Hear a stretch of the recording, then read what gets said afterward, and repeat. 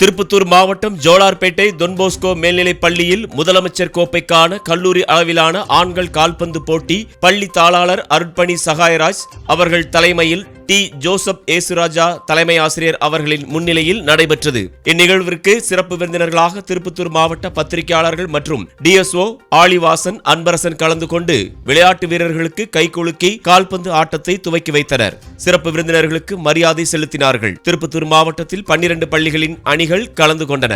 இந்நிகழ்வில் திருப்பத்தூர் மாவட்ட பத்திரிகையாளர்கள் ப. சிவகுமார், விநாயகமூர்த்தி, செந்தில்குமார், சங்கர், ஆனந்த்குமார், பூபதி, ஆஞ்சி, முரளி, துரை மற்றும் உடற்கல்வி ஆசிரியர்கள் ஏசுராஜா, அலெக்சாண்டர், லட்சுமி பிரியா, அமுதா, வினோ, ஆதிபராசக்தி, ஆல்பர்ட், ஆனந்த், கவி, சுகுணா, உதயா, விளையாட்டு மாணவர்கள் அனைவரும் கலந்து கொண்டு சிறப்பித்தனர்.